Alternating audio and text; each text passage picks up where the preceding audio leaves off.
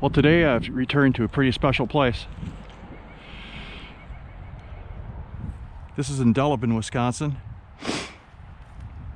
This is the place where Trapper went over 400 coins, 400 silvers, a few years back. It's also where, a couple years back, also where Air Force Mike went over 100, I believe, for the first time. And it just happened to be a site that we were in town. We were hunting somewhere else. It wasn't panning out. And we came down here quick, and it wound up being just a huge boon. You can hear the sirens. It happens every time I film. Every time I film, I don't care where I'm at. It doesn't matter what town it is. It's just what happens. But we have found stuff as old as barbers here. And I don't know if they found anything older than that. I left it alone so that they could try to break those barriers. But I just wanted to come back here with the Deus2 and see if I could find anything that they missed, and lo and behold, I'm running in fast, reactivity of 1, 7 to 85 notched out.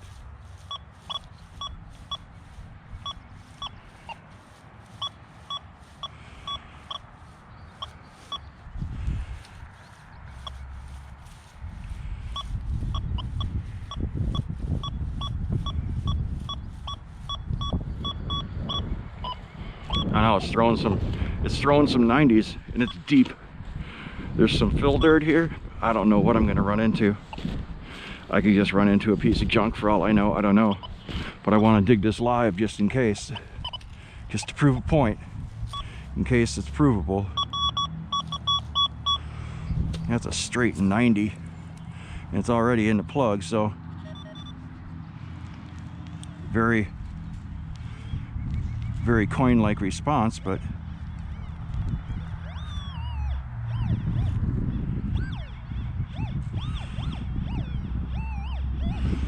I'm sure that's going to be a wheat.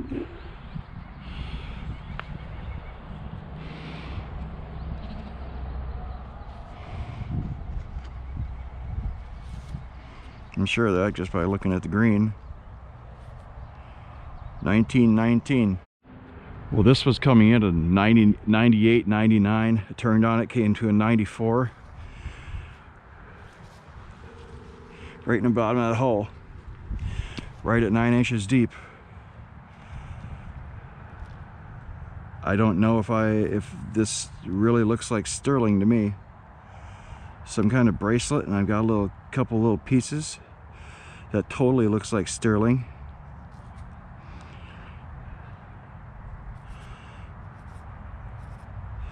Some kind of design on it, some kind of rosette thing. That's completely sterling. I'm going to get enough mud off of this, just be patient a second. I'm going to get enough mud off of this to look at it.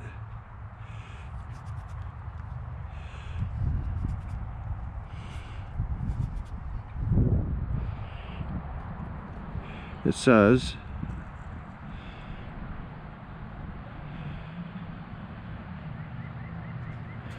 Sanford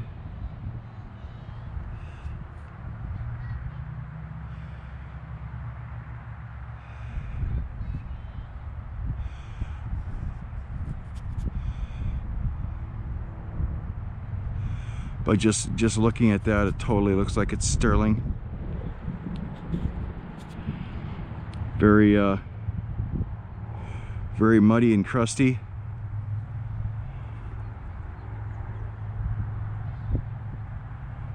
I will have to have a really good look, but I don't see any kind of corrosion or any kind of rust that you would normally see. So this little rosette here matches the bigger rosette. I don't know where this, maybe this would have gone up on top here somewhere or something. And then this part here, not sure where that would have gone, or if that's even a part of this thing. I don't see where that would have attached.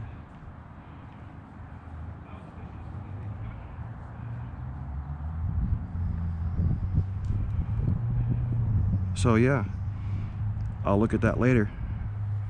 That's definitely sterling, without a doubt. This is just hard to believe.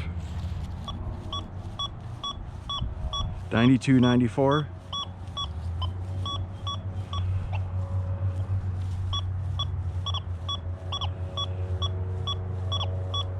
Still holding into the 90s. 90. Has some decent depth to it.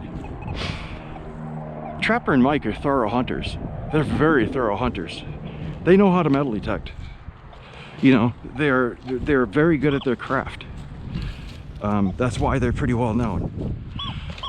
But it doesn't really matter in that regard, because if you have something like this that is going to technologically beat what you are using, it doesn't matter how good you are. If your machine doesn't see it, it doesn't see it. You can't interpret a signal you can't hear.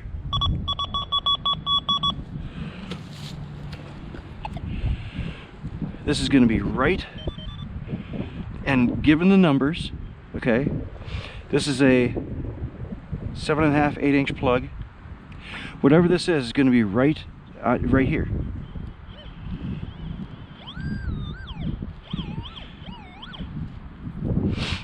It's a silver dime. Guess a Roosevelt, but that's not the point. You know, these guys, even when I hunted it with Trapper, and my buddy Wayne was down here too, you know, these guys are thorough hunters. Everybody that I hunt with is a thorough hunter. Okay, they're not a pay streak where you're missing 3/4 of the ground. They're not some of these guys running through the fields in England where they're missing more than that.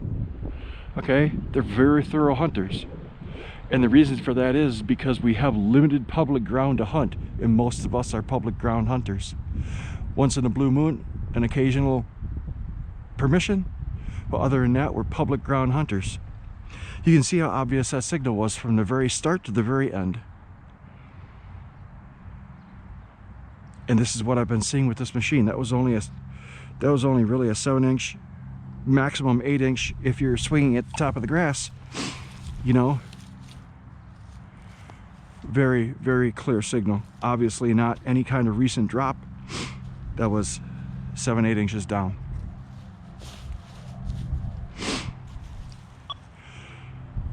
That makes like 85 or 86 with this machine since I've had it in October, hunting the same ground. And this park here is the same ground, and it has also, like I said, been hunted several times by Trapper and Mike, which, as I said, is not a good thing for you to have going on with your, you don't want them around if you know, if you're looking to find things, because they'll be gone. So phenomenal, absolutely phenomenal. The FAST program in this Deus2 is the most phenomenal thing that I have seen in metal detecting since I started metal detecting. It's as simple as that. CTX is a great machine. The Explorers are great machines. And I'll sing this tune one more time. If you're not looking at this, just looking at it, just look at what people are finding in places that are just done. It's hard to believe. You know, I didn't even film this one. It was just a click back and forth. Kept reading 90, 91.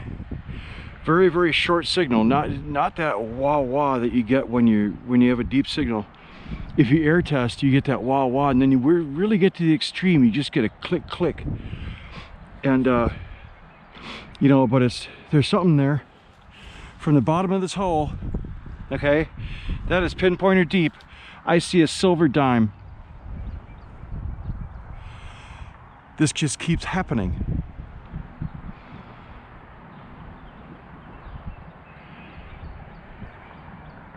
It just keeps happening everywhere I go. I don't know what this is. Could be anything. It says 1 dime on it. Let's play the 1 dime game. Why not, right? Way more than likely a barber.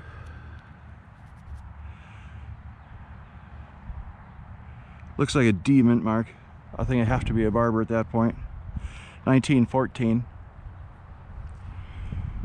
That's a Barber or Roosevelt, a wheat cent. That sterling bracelet with its pieces.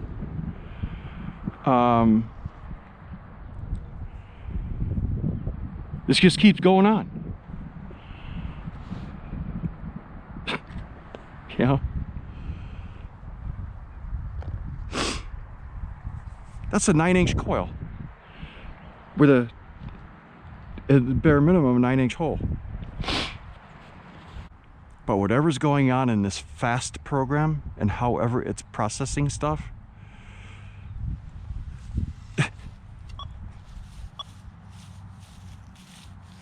hopefully I'll find another one like that so I can show you what that sounds like. There's another one right next door. That's where that barber came from, right here. The other thing I wanted to mention is too, especially with this 9-inch coil, if you dig a hole, you have a shovel such as this with an 8-inch blade on it, 9-inch blade, and you dig out an 8-inch plug and then you sweep over the hole and you do not get a response, you have to go after that signal. That signal's somewhere. You have to find where it came from, especially if you can go get it to go back and forth with good numbers. You have to find out where that signal is coming from. Now, I typically like to dig a plug that's a little bit bigger than this, so I can actually take this 9-inch coil and I can go down in the hole and kind of wiggle it around, see if I get a response. But if you don't cut a hole that big in the first place and you sweep over the top of the ground here with that plug out and you don't get a response, you have to go find it. That's exactly what happened to me on here. I took the plug out. It was about an 8-inch plug. I swept over it. I didn't get any response. I was able to put the coil down there just about an inch into the hole and wiggle it back and forth. I got a little bit of response, went in with the pinpointer, took some more out with the shovel and threw it out on the ground.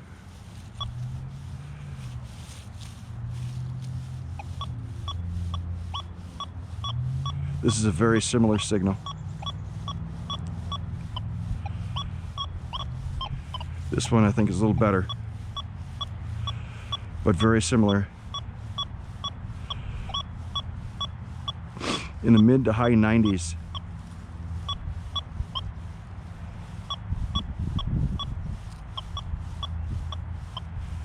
Just a cutter.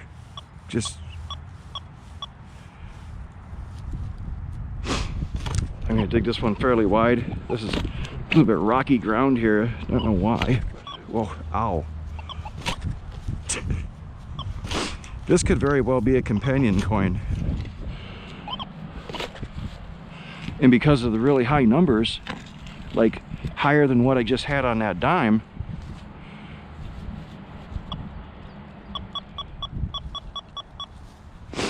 who knows?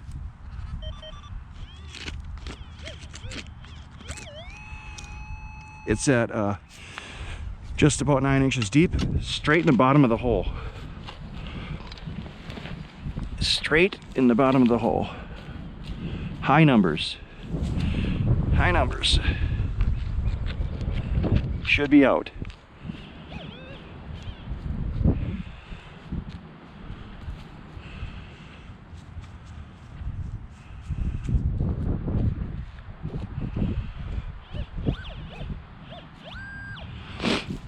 Oh, it's a penny. It is a wheat. The other wheat that I found was 1919, and you know, that hole's getting on 10 inches deep. This will be another oldie, I can just tell by the green. 24.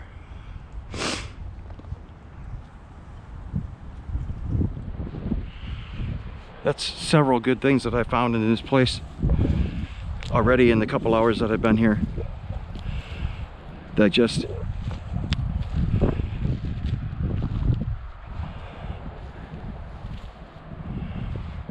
I'll tell you exactly what it does.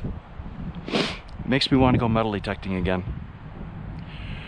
Last year at the CTX in the spring and in the summer, I was going really, I was just having a really slow, you know, it was okay, but it wasn't what I normally do by any means, but still hunting the same ground. And just trying to build skill, you know. And then eventually in the beginning of October, I was like, you know, I hate to do it, but I have to make a change. I have to make a change, and I absolutely have to make a change. And after seeing what Rattlehead was doing with this thing, I decided to make the change. That was my him and Calabash Jigger with all the testing, TN Sharpshooter with all the testing, Iffy Signals with all the testing. Some of the guys in the UK, I don't really take too much from them because it's a completely different situation. But you know, the guys here in the States, hunting conditions similar to what I have, you know, I had to look at the whole picture and say, okay, either I'm going to go and I'm going to kill myself with the CTX swinging an hour and a half in between targets, or I'm going to try to do something different. I just have to do something different. You just be, you know, you'd be amazed at how it has really enhanced and breathed new life into my metal detecting. It really has, just in the biggest way. I can't say enough about it. I just can't. I can't wait for the update to come so I can say even more. People are probably getting sick of it, but it is what it is, you know? It just is what it is. All right, if this winds up being a silver coin or even a wheat, I'm done for the day.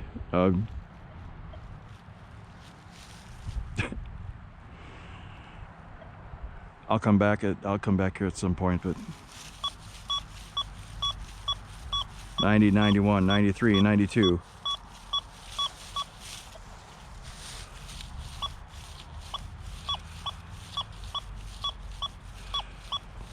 '91, 93. Not exactly as excited about going that way. It could be canted. It still holds basically the same numbers. Now if that went from a 92, 93, 91, and then you turned on and it went to an 85, 86, then I'd have concerns.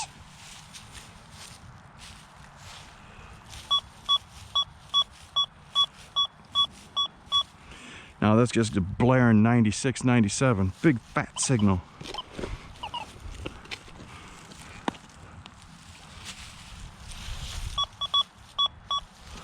All right, I gotta get in here with pinpointer.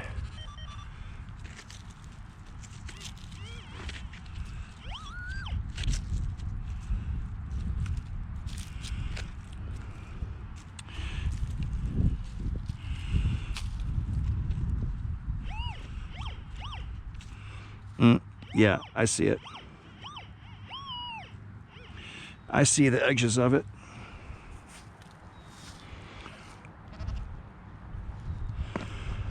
I see the edges of it. It's a Merc.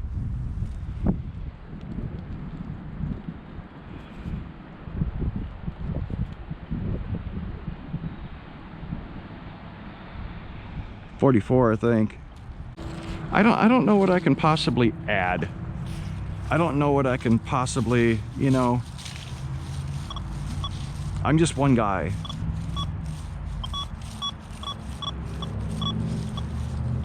I can't possibly say, yeah, this machine is going to be, it's going to fit into everybody's budget and it's going to be the best machine that you've ever used in the field. I can't say that. I don't know that. I just don't know that. I don't know who you are or how you hunt or where you hunt or what you've got or how long you hunt or how long you've been hunting or how avid a hunter you are. You know, I don't know any of that.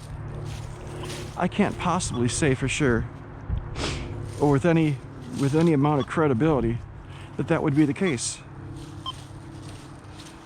I just don't know.